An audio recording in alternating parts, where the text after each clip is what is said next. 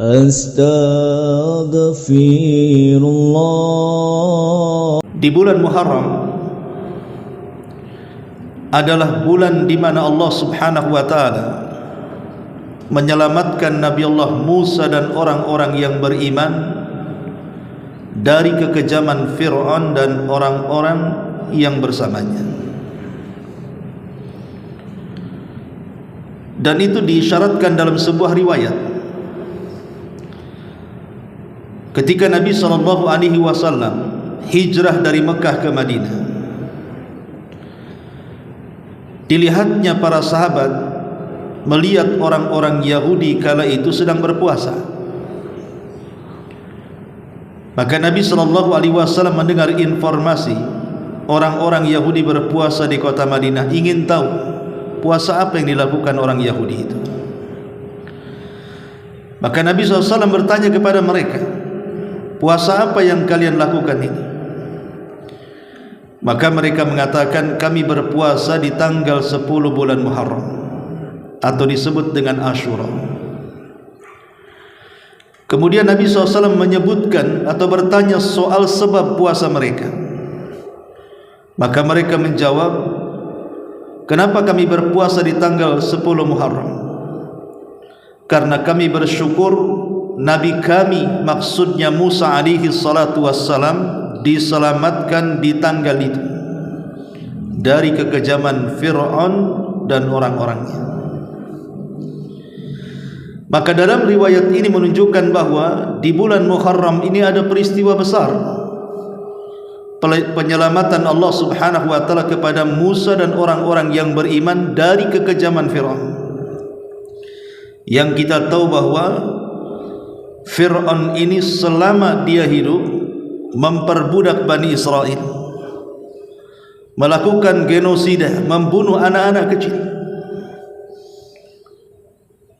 Dan ini menunjukkan bahwa penyelamatan Nabi Musa dan Bani Israel adalah nikmat dari Allah Subhanahu wa taala, dan menenggelamkan Fir'aun si raja tiran ini adalah sebuah nikmat yang jauh lebih besar, karena bisa meredam kerusakan. Maka dari sini tercatat sejarah penyelamatan Nabi Musa itu terjadi di bulan Muharram. Ini yang pertama. Kemudian yang kedua, di zaman Nabi SAW ada beberapa peristiwa, di antaranya Sariyatu Abi Salamah ibn Abdul Asad ila Tulaiha al-Asadi. Nabi SAW mengirim sebuah pasukan untuk menangkap Tulaihah al-Asadi, seorang nabi dari nabi-nabi palsu. Kita tahu bahwa di zaman Nabi SAW, di periode Mekah, memang tidak ada yang mengaku sebagai nabi, karena risikonya berat. Nabi asli saja, Nabi Muhammad SAW, banyak sekali dimusuhi oleh orang-orang kafir Quraisy, sampai mendapatkan intimidasi, kekerasan, ancaman pembunuhan dan macam-macam, sampai terjadi pengusiran dari Mekah ke Madinah. Maka tidak ada yang berani mengaku menjadi nabi, apalagi nabi palsu, karena risikonya berat. Tapi setelah Nabi SAW hijrah ke Madinah, kemudian bertahun-tahun tinggal di Madinah, kemudian mengalami kemenangan di berbagai macam perang, sampai berakhir di puncak popularitas Nabi SAW, mendapatkan suksesi kepemimpinan, menguasai Mekah dan Madinah. Maka mendapatkan kemuliaan di mana-mana. Mulailah dilirik oleh orang-orang yang hasad dengan Nabi. Rupanya enak juga jadi Nabi, dimuliakan dan diagungkan. Maka di akhir hayat Nabi SAW bermunculan Nabi palsu. Di sana ada Musailamah al-Kadzdzab, di sana ada Al-Aswad al-Ansi, di sana ada Sajah bintul Harith, termasuk juga ada Tulaihah ibn al-Asadi. Ini nabi-nabi palsu yang muncul di akhir sebelum wafatnya Nabi SAW. Maka Nabi SAW memerintahkan untuk memberantas mereka. Walaupun kemudian saat hidup Nabi SAW, Rasul tidak menyaksikan pemberantasan mereka, tapi setelah wafatnya Nabi SAW dilanjutkan oleh Abu Bakar dan berhasil memberantas si nabi-nabi palsu itu, termasuk memerangi Musailamah Al-Kadzab yang paling besar karena didukung oleh penduduk Yamamah. Ini peristiwa yang kedua, pengiriman Sariyah pasukan khusus Abi Salamah ibn Abdul Asad kepada Tulaihah Al-Asadi, si nabi palsu. Kemudian yang ketiga, pernikahan Nabi SAW dengan Safiyah bintu Huyai ibn Akhtab. Nabi SAW menikah dengan Safiyah bintu Huyai ibn Akhtab, satu-satunya istri Nabi keturunan Yahudi. Jadi Huyai ibn Akhtab ini salah satu turunan Yahudi, karena Huyai ibn Akhtab ini pembesar Yahudi. Saat kalah perang, kemudian Safiyah menjadi tawanan dan kabilahnya juga menjadi tawanan. Akhirnya dia menyerahkan diri, kemudian menikah dengan Rasul dengan mahar pembebasan seluruh kabilah, dan akhirnya kabilahnya semua masuk Islam. Jasa Safiyah ibn Huyai. Tapi ayahnya Huyai ibn Akhtab ini manusia yang paling memusuhi Nabi. Sampai satu hari ketika Nabi SAW baru sampai hijrahnya di Kuba, kemudian mendirikan Masjid Kuba, masjid pertama sebelum mendirikan Masjid Nabawi, Huyai ibn Akhtab ini bersama saudaranya namanya Yasir berangkat ingin menyelidiki dan mengintip, apa betul si Muhammad itu Nabi sesuai dengan prediksi kami bangsa Yahudi yang sudah menunggu ratusan tahun kemunculannya. Pagi-pagi buta Huyai ibn Akhtab, ayahanda Safiyah ini, bersama Yasir menyelidiki Nabi SAW pasca kedatangan di Kuba. Rupanya dari pagi sampai malam diselidiki ciri-cirinya, alamat-alamatnya, sampai akhirnya mendapatkan keyakinan bahwa Nabi Muhammad memang Nabi yang ditunggu-tunggu orang Yahudi selama ini. Akhirnya kemudian ketika Huyai ibn Akhtab pulang bersama Yasir, Yasir bertanya kepada Huyai, "Wahai Huyai, apakah dia seorang Nabi yang kita tunggu-tunggu selama ini? Ahuwa, apakah dia,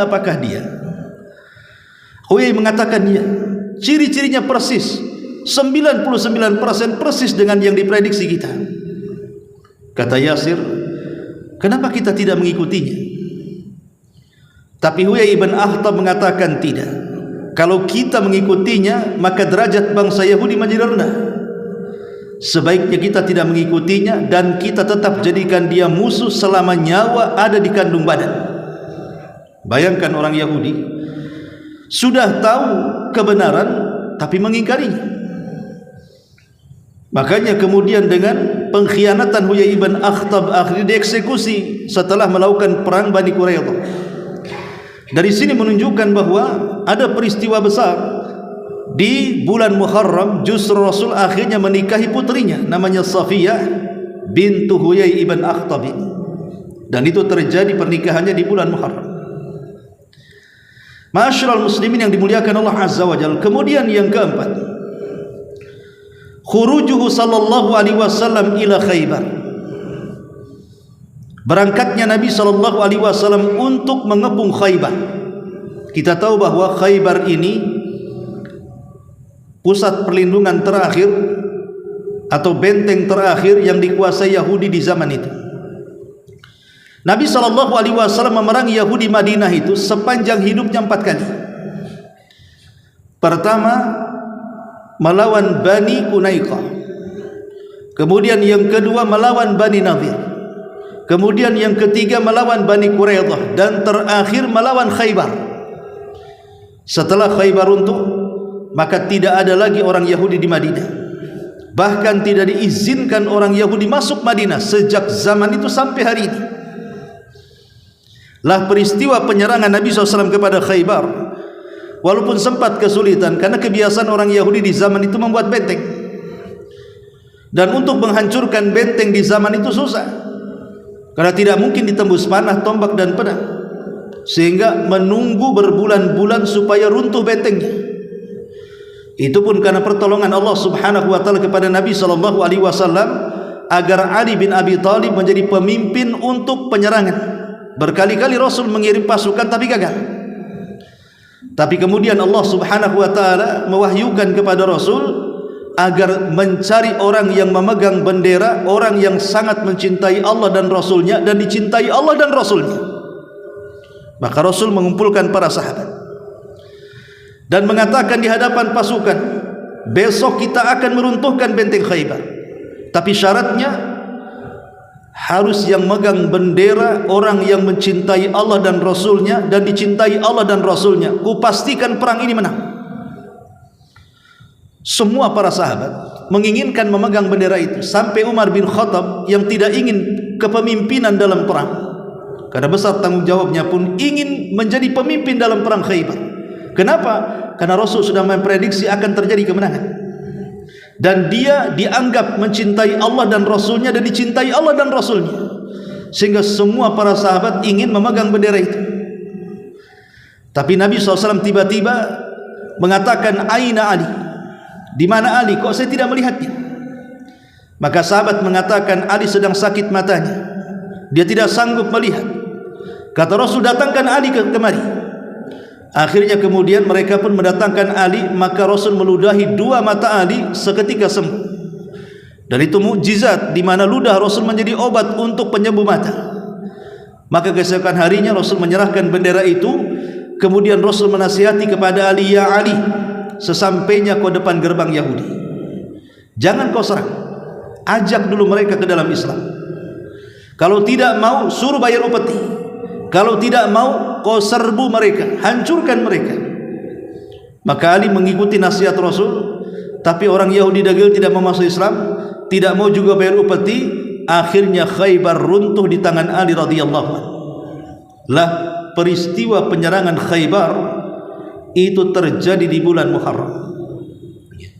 Ma'asyiral muslimin yang dimuliakan Allah Azza wa Jalla. Kemudian yang keenam, yang keempat, yang kelima, wafatu Abi Quhafah At-Taimi. Yang kelima, wafatnya Abi Quhafah At-Taimi. Siapa Abi Quhafah? Ayahanda Abu Bakar Siddiq radhiyallahu anhu. Abu Bakar itu bukan nama asli, namanya Abdullah. Dan Abu Bakar tidak punya anak namanya Bakar, tapi begitulah kunyah disebut Abu Bakar As-Siddiq. Namanya Abdullah, putra daripada Abi Quhafah. Dan ayahanda Abu Bakar ini adalah dari keluarga Abu Bakar yang paling akhir masuk Islam. Karena kita tahu bahwa dari seluruh sahabat Nabi SAW sepanjang hayat Rasul masih hidup, tidak ada yang satu keluarga seluruhnya masuk Islam kecuali keluarga Abu Bakar. Kalau yang lain mungkin suaminya masuk Islam, istrinya tidak, istrinya masuk Islam, suaminya tidak, ayahnya masuk Islam, anaknya tidak, anaknya masuk Islam, ayahnya tidak. Tapi semua keluarga Abu Bakar itu semua masuk Islam.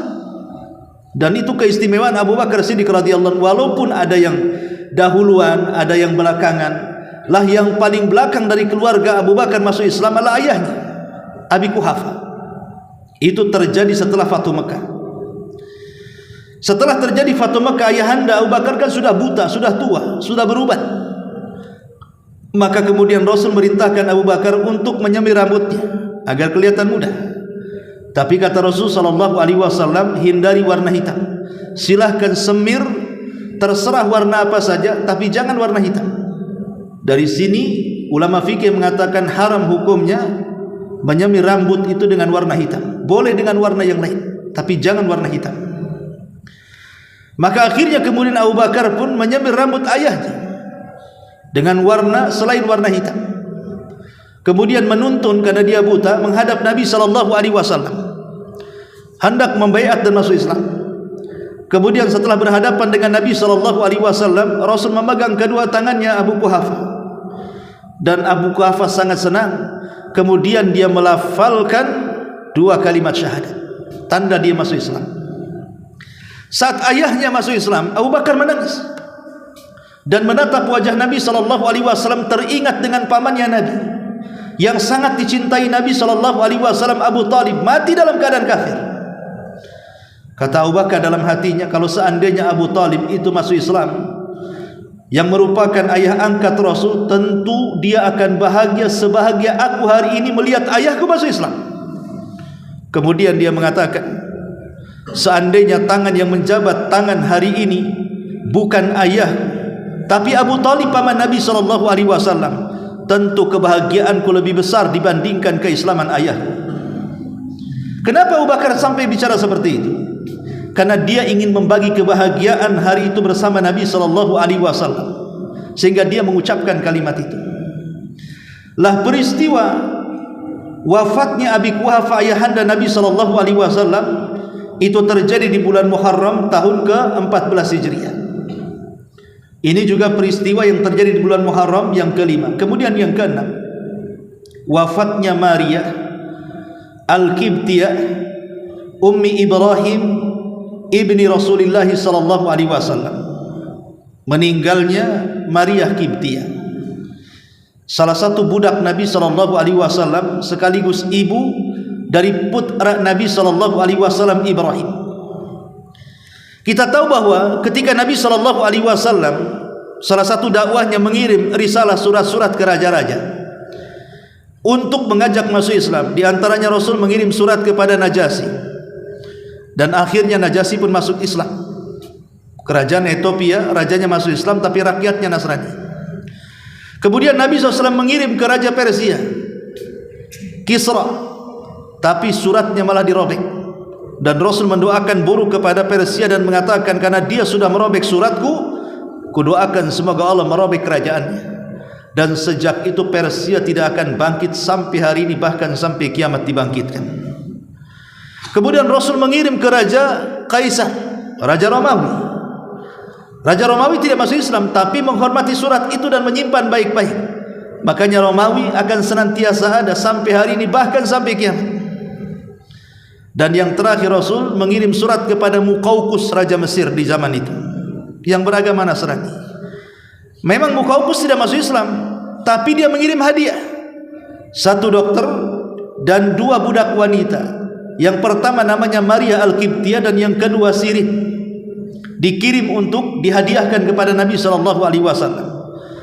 Tapi dokter yang dihadiahi suruh pulang lagi. Alasannya, kata Nabi SAW, kami ini kaum yang terbiasa lapar, kami tidak akan disentuh penyakit, suruh pulang lagi. Tapi Nabi Rasul menerima dua wanita tadi. Pertama Sirin akhirnya dihadiahi kepada juru bicara Nabi SAW, sekaligus penyair Rasul, Hasan ibn Thabit. Dan Maria Al-Qibtiyah diambilnya, kemudian digaulinya, kemudian hamil, lahirlah Ibrahim putra Nabi SAW selain daripada Khadijah.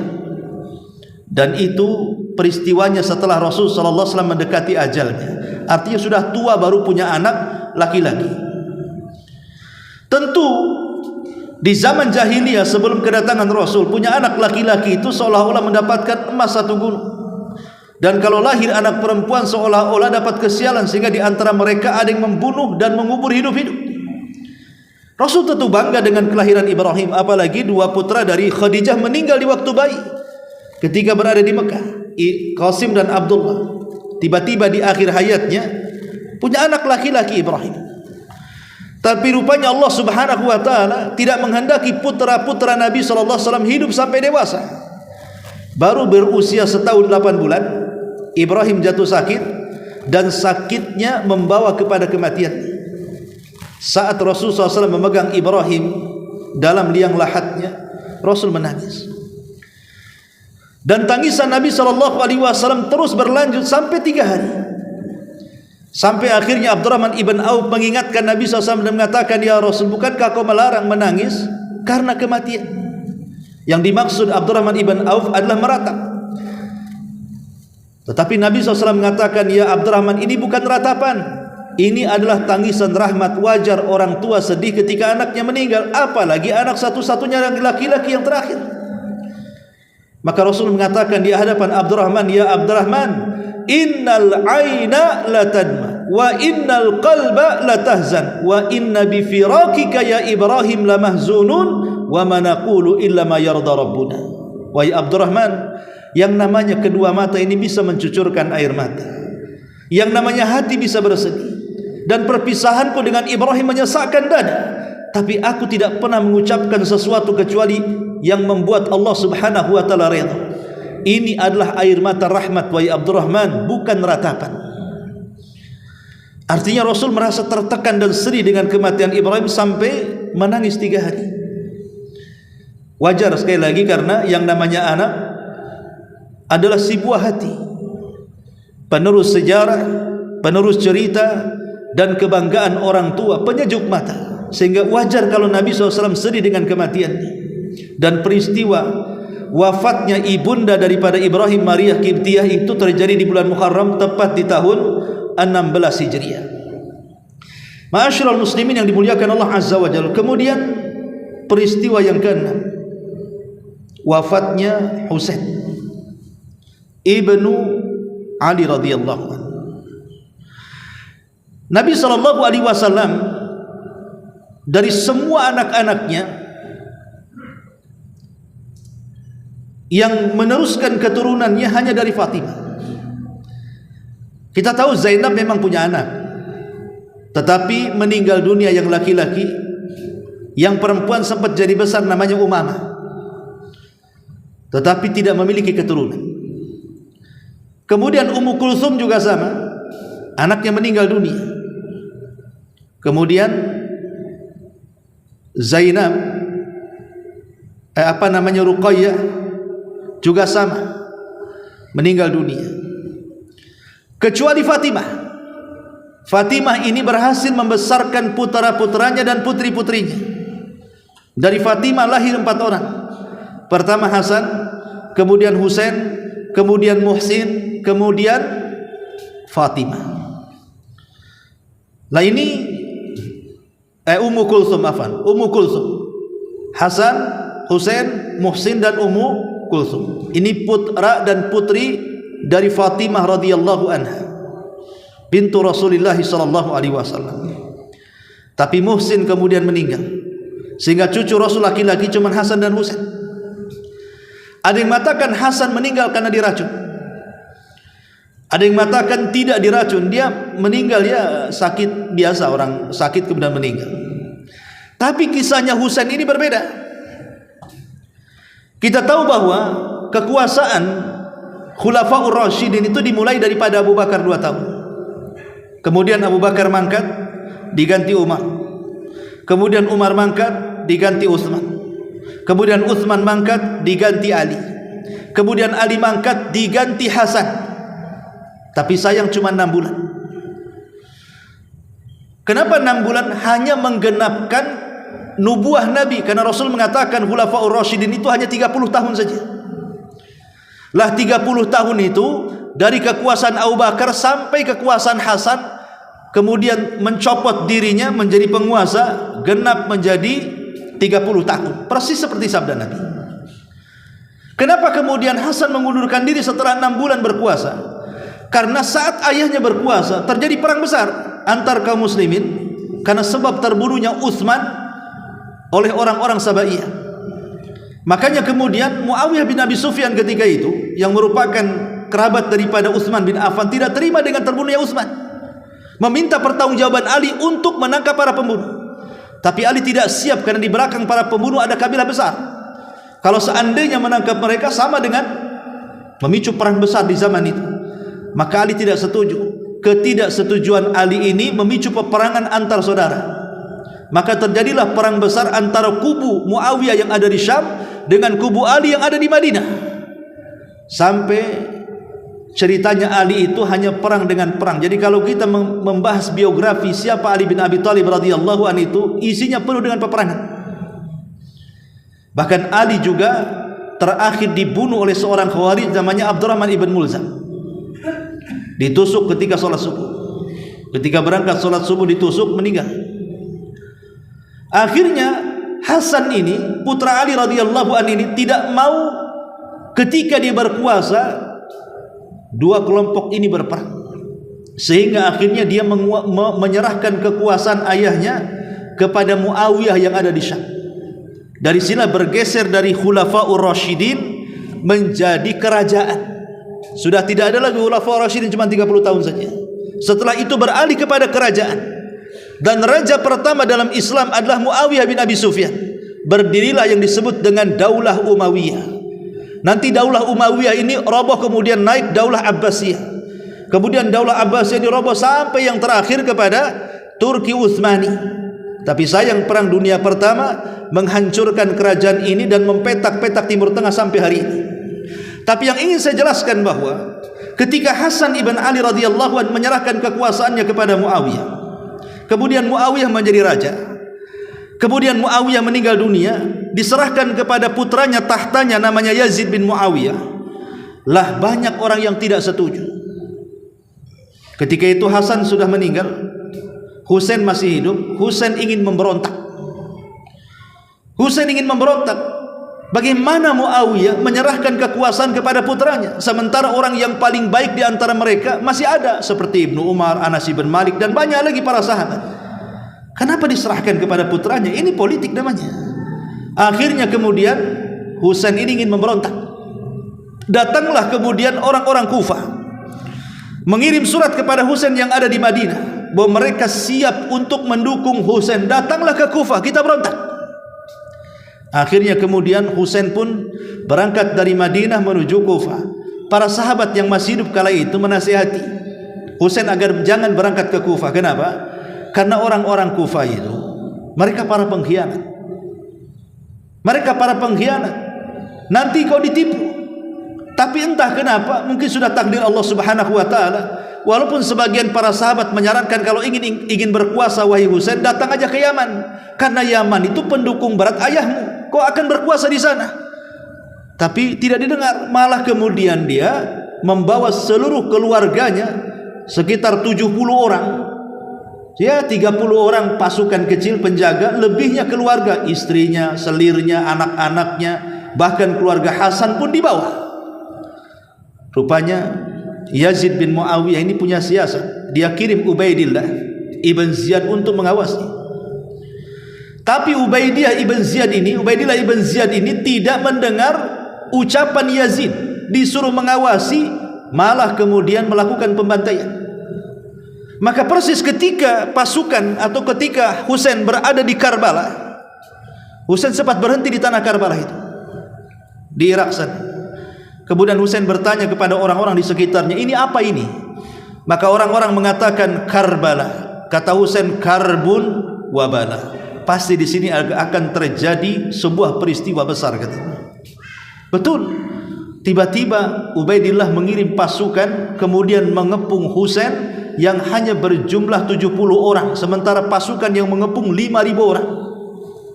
Disinilah terjadi pembantaian keluarga Nabi SAW. Semua dibantai. Yang tersisa hanya satu dari putra Husain, namanya Zainul Abidin.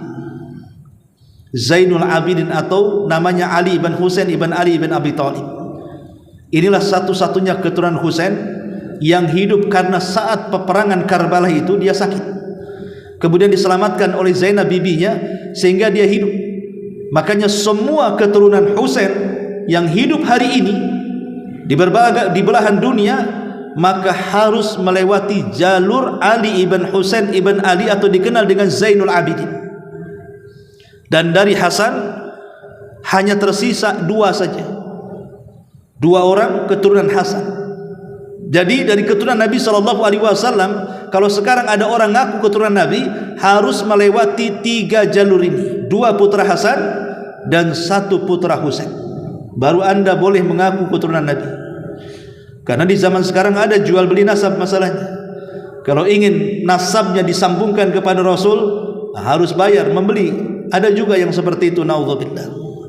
Berbangga dengan nasab, padahal tidak ada manfaatnya nasab pada hari kiamat. Fala ansaba yauma idzin bainahum. Pada hari kiamat enggak ada gunanya nasab itu. Karena yang guna adalah amalannya. Baiklah, terbunuhnya Husain di Karbala itu tepat di tanggal 10 Muharram. Ma'asyiral muslimin yang dimuliakan Allah Subhanahu wa taala. Kemudian di antara sejarah yang ketujuh yang disebutkan oleh para ulama, adalah Nabi SAW ataupun di zaman Umar bin Khattab radhiyallahu an, di zaman para sahabat, setelah di zaman Nabi SAW mengeluarkan penanggalan Islam pertama yang disebut dengan Almanak Hijriyah. Dulu kaum muslimin dari zaman Rasul, zaman Abu Bakar tidak punya penanggalan. Jadi penanggalan itu dikembalikan kepada penanggalan masing-masing daerah. Mekah punya penanggalan sendiri, Madinah punya sendiri, kemudian juga Yaman punya sendiri, Mesir punya sendiri, dan begitu seterusnya. Islam belum punya penanggalan sama sekali. Lah di zaman Umar bin Khattab radhiyallahu an inilah baru tercetus adanya penanggalan Hijriyah. Ketika terjadi surat menyurat antara, ketika itu bingung karena ada tanggal, ada hari tapi tidak ada tahun, sehingga kemudian memicu kesalahpahaman. Dari situ kemudian para sahabat senior datang kepada Umar bin Khattab, bagaimana kalau seandainya kita membuat penanggalan sendiri, jangan mengekor kepada penanggalan yang lainnya. Umar setuju. Akhirnya dibentuklah dalam Islam penanggalan sendiri. Walaupun ketika itu para sahabat bingung mau menentukan tahun dalam Islam itu menggunakan peristiwa mana. Ada yang mengatakan para sahabat, bagaimana kalau kita mengambil peristiwa kelahiran Nabi. Ada yang mengatakan bagaimana kalau peristiwanya diambil dari diutusnya Nabi.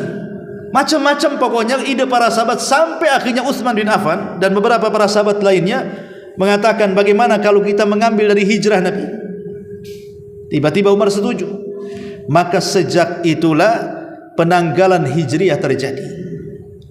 Akhirnya terjadilah 1 Hijriyah, 2 Hijriyah, 4 Hijriyah, sampai sekarang 14 sekian Hijriyah. Artinya di sini tercetusnya penanggalan itu terjadi di zaman Umar bin Khattab radhiyallahu anhu. Yang ingin saya katakan, memang pencetusan penanggalan ini terjadi di zaman Umar bin Khattab, dan juga peristiwa Hijriyah itu bukan di bulan Muharram. Kita tahu peristiwa Hijriyah itu di bulan Rabiul Awal kan. Karena Rabiul Awal itu adalah rangkuman sejarah Nabi. Di situ lahirnya Nabi, di situ hijrahnya Nabi, di situ wafatnya Nabi. Rabiul Awal itu. Tapi kenapa kaitannya dengan Muharram? Dan Umar bin Khattab radhiyallahu an memilih bulan Muharram sebagai permulaan tahun baru, bukan mengambil Rabiul Awal, padahal peristiwa hijrah itu di Rabiul Awal. Tentu Umar ada ra'yu sendiri, kebijakan sendiri. Karena begini, kenapa Umar bin Khattab mengambil bulan Muharram? Kita tahu bahwa bulan Muharram itu terjadi setelah bulan haji. Bulan haji itu dimulai daripada Syawal, Dzulqa'dah, Dzulhijjah. Ini 3 bulan disebut bulan haji.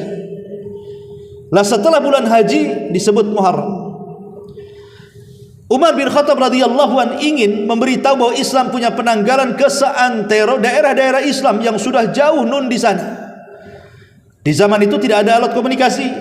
Kalau sekarang enak ada alat komunikasi gitu, ada internet, ada YouTube, enak menghabarkan berita dari yang jauh menjadi dekat, yang dekat makin dekat kan itu. Tapi di zaman itu memberitahu bahwa Islam punya penanggalan itu susah. Makanya satu-satunya adalah biarkan terjadi musim haji, supaya manusia datang dari mana-mana ketika haji. Disitulah Umar bisa mengumumkan bahwa Islam punya penanggalan, dan setiap jamaah haji yang pulang ke daerahnya memberitahu bahwa bulan depan adalah bulan pertama dari bulan Hijriyah, dari tahun Hijriyah. Itulah kenapa Umar bin Khattab radhiyallahu anhu memilih bulan Muharram. Makanya akhirnya penetapan Umar bin Khattab itu tertetapkan sejak zaman itu sampai hari ini. Kita kenal bahwa bulan Muharram itu bulan baru dalam Islam.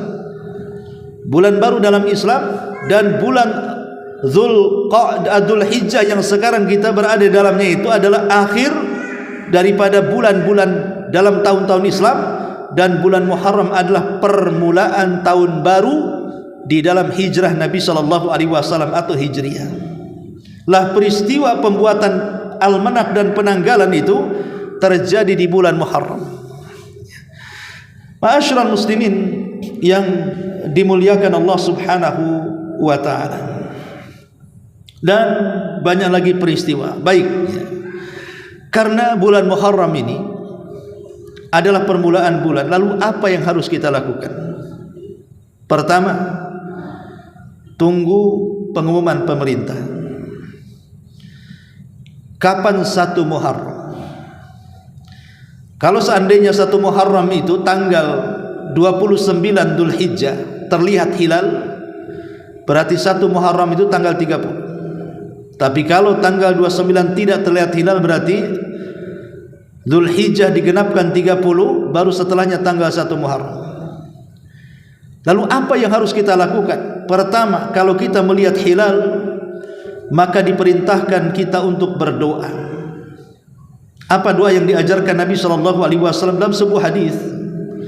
Walaupun hadis ini dinyatakan mauquf oleh Ibnu Hajar dalam kitabnya Al-Isabah fi Al-Isabah, hadis ini mengatakan mauqufun ala syarti sahih. Memang riwayatnya mauquf ala syarti sahih. Nabi SAW mengajarkan, jadi para sahabat Nabi SAW diajarkan Nabi SAW untuk berdoa ketika melihat bulan baru. Apa doanya? Allahumma adkhilhu alaina bil amni wal iman wassalamati wal islam wa jawari minasyaitani wa ridwani minar rahman. Jadi doa masuk bulan Muharram, berdoalah kepada Allah Subhanahu wa taala dengan doa ini. Ya Allah, masukkan kami ke dalam keamanan dan iman, keselamatan dan Islam, jauhkan kami dari syaitan dan dekatkan kami dari yang rahmat. Lihat kandungan doa ini yang diajarkan Nabi SAW. Walaupun kata Ibnu Hajar ini mauquf, artinya ini sampai kepada para sahabat, anggaplah seperti itu. Tetapi bagaimanapun kandungan doa ini sangat bagus sekali. Maka bacalah ketika kita melihat bulan masuknya tanggal 1 Muharram. Ya Allah, berilah keamanan dan iman. Ya Allah, berikan keselamatan dan Islam. Ya Allah, jauhkan dari syaitan dan dekatkan ke yang rahmat, kepada Allah Subhanahu wa taala, zat yang maha rahmat. Perhatikan dua ini. Kita meminta kepada Allah 6 perkara. Pertama, kita minta kepada Allah keamanan. Ingat, aman itu nikmat yang sangat besar. Lihat hari ini negara diguncang dengan perang. Dan lihat negara-negara yang sedang perang, bagaimana kondisi mereka coba. Bagaimana Palestina yang sedang perang. Jangankan cerita ibadah, cerita cari makan saja setengah mati mereka harus mencarinya. Yang terbaru perang Iran Israel, hari ini kita lihat bagaimana mencekamnya dunia. Seolah-olah dunia ini tinggal menunggu saja kehancurannya. Kita yang nun jauh di sana, tapi kita merasakan dampaknya. Artinya keamanan dunia ini nikmat yang sangat besar. Karena terkadang orang itu lupa nikmat aman kalau tidak pernah hidup di negeri konflik. Coba kita hidup di negeri konflik, baru orang memandang negeri aman itu enak. Maka kita negeri yang sangat aman, negeri kita ini, bersyukurlah, sehingga dengan keamanan kita bisa beribadah, dengan keamanan bisa kumpul keluarga, mencari nafkah pun mudah. Dan ini nikmat yang sangat besar. Minta kepada Allah agar negeri kita ini semakin aman. Makanya di sini setiap masuk bulan kita berdoa, Allahumma adkhilhu alaina bil amni wal iman. Bukan hanya keamanan dan meningkatnya iman. Meningkatnya iman itu penting.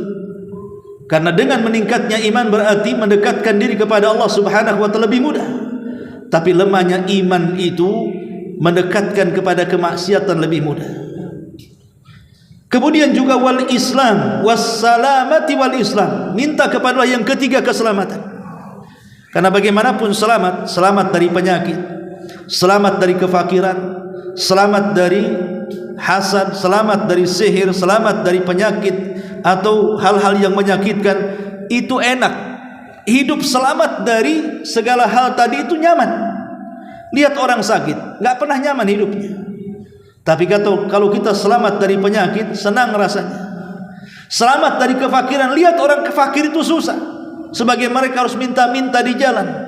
Tapi lihat orang-orang yang selamat dari kefakiran, mereka aman, tidak harus meminta-minta di jalan-jalan, dan selamat dari segala hal, dari yang hasad, dari yang zalim, dari yang nyihir, dan begitu seterusnya. Kemudian yang keempat, meminta kepada wali Islam agar kita istiqamah di atas Islam, wala tamutunna illa wa antum muslim. Kemudian yang kelima, selamat dari gangguan syaitan supaya kita tidak tersesat. Dan yang terakhir, minta kepada Allah agar mendapatkan keridhaan Ar-Rahman. Allah Subhanahu wa taala ridha dengan kita. Ini yang pertama. Kemudian yang kedua, bulan Muharram ini sangat dianjurkan untuk banyak berpuasa. Bulan Muharram ini sangat dianjurkan untuk memperbanyak puasa. Entah puasa Senin Kamis, entah puasa Ayyamul Bid, entah puasa Daud, ya, terserah. Kemudian yang ketiga, terkhusus kepada puasa tanggal 10 atau disebut dengan Asyura. Puasa tanggal 10 atau disebut dengan Asyura. Ini puasa pertama dalam Islam. Dulu hukumnya wajib sebelum disyariatkan Ramadan. Tapi setelah disyariatkan Ramadan, hukumnya dimansuh, dihapus dari wajib ke sunnah. Tapi tetap sangat dianjurkan, karena bisa menghapus dosa setahun dalam kehidupan kita. Ada sebagian para ulama memerinci puasa bulan Muharram tanggal 10 itu bisa dilakukan dengan 3 macam cara. Pertama, puasa tanggal 10 saja. Yang kedua, puasa tanggal 9 dan 10. Yang ketiga, puasa tanggal 9, 10 dan 11. Tiga-tiganya bisa dilakukan. Alasannya, adapun tanggal 10 memang itu puasa yang disebut dengan Asyura. Adapun tanggal 9, karena sahabat sebelum wafatnya, 1 tahun sebelum wafatnya Rasul, pernah bicara dengan Rasul. Rasul, orang Yahudi puasa tanggal 10, kami juga puasa tanggal 10. Kayaknya enggak enak kita ini kok sama puasa harinya. Maka Rasul mengatakan, kalau begitu, kalau saya masih hidup tahun depan, kita puasa tanggal 9 juga. Tapi qadar Allah, belum lagi Rasul berpuasa tanggal 9 tahun depannya, Rasul meninggal dunia di hari Senin tanggal 12 Rabiul Awal tahun 11 Hijriah. Sehingga Rasul tidak sempat melaksanakan wasiat puasa tanggal 9. Tapi ulama mengatakan, sekalipun Rasul belum melaksanakannya, tapi Rasul sudah ada keinginan untuk melaksanakannya, maka boleh kita melaksanakannya tanggal 9. Adapun boleh juga kita melakukannya 9, 10, 11, karena kata Nabi SAW, selisihi puasa orang Yahudi, puasalah sebelum dan puasalah sesudahnya. Makanya diambil 9, 10 dan 11. Jadi ada 3 macam puasa. Kemudian yang keempat, karena bulan Muharram tahun baru, maka lakukan 5 perkara. Pertama, bersyukurlah kepada Allah, karena kita bisa menginjak tahun baru. Betapa banyak saudara kita yang tidak sampai ke tahun baru mereka sudah meninggal. Bersyukur kita diberikan umur panjang, tapi gunakanlah umur ini sebaik-baiknya, karena Rasul mengatakan, sebaik-baik manusia adalah man tala umruhu wa hasuna amaluhu, yang panjang umurnya, baik amalannya. Yang kedua, muhasabah, introspeksi diri. Jangan sampai tahun ini lebih buruk dibandingkan tahun kemarin. Jadikan tahun ini jauh lebih baik dibandingkan tahun kemarin. Karena orang yang cerdas, kata Rasul, al-kayyisu man dana nafsah wa amila lima ba'dal maut. Orang cerdas itu adalah orang yang mampu mengoreksi dirinya dan beramal untuk kehidupan setelah kematiannya. Maka introspeksi dirilah, jangan sampai tahun ini lebih buruk daripada tahun kemarin. Yang ketiga, perbanyak amal saleh. Karena bagaimanapun semakin bertambah tahun, semakin dekat kepulangan kita kepada Allah. Semakin dekat kepulangan kepada Allah, semakin dekat pertanggungjawaban kita di hadapan Allah. Semakin dekat pertanggungjawaban kita dengan Allah Subhanahu wa taala, harus semakin banyak bekal yang harus kita siapkan, dan tidak ada bekal terbaik kecuali takwa. Itulah amal saleh dan juga keimanan. Kemudian yang keempat, hindari perbuatan maksiat. Jangan kotori bulan Muharram dengan maksiat. Kenapa? Karena Muharram itu satu di antara 4 bulan hurum, di mana Allah mengatakan, fala tadlimu fihinna anfusakum, jangan berbuat zalim di bulan-bulan hurum, salah satunya bulan Muharram. Karena Qatadah Ibn Di'amah, seorang ahli tafsir, mengatakan, siapa yang berbuat jahat maksiat di bulan Muharram, Allah lipat-lipat gandakan tu dosanya. Jangan melakukan maksiat di bulan Muharram. Dan yang kelima, berdoalah untuk kebaikan di masa depan, terutama kebaikan agama, kebaikan dunia, kebaikan keluarga, dan kebaikan diri kita sendiri. Rasul mengajarkan satu doa, Allahumma aslih li dinil ladzi huwa ismatu amri, wa aslih li dunyaya allati fiha ma'ashi, wa aslih li akhirati allati ilaiha ma'adi. Ya Allah, perbaiki agamaku yang merupakan penjaga urusanku, perbaiki duniaku yang merupakan tempat kehidupanku, perbaikilah akhiratku yang menjadikan tempat kembaliku. Maka mintalah kepada Allah dengan doa sapu jagat, Rabbana atina fid dunya hasanah wa fil akhirati hasanah wa qina adzabannar. Inilah amalan-amalan secara singkat untuk menghadapi bulan Muharram. Wallahu a'lam bishawab. Mudah-mudahan ada manfaatnya. Subhanakallahumma bihamdika asyhadu an la ilaha illa anta astaghfiruka wa atubu ilaik. Allahu ta'ala alam. Assalamualaikum warahmatullahi wabarakatuh.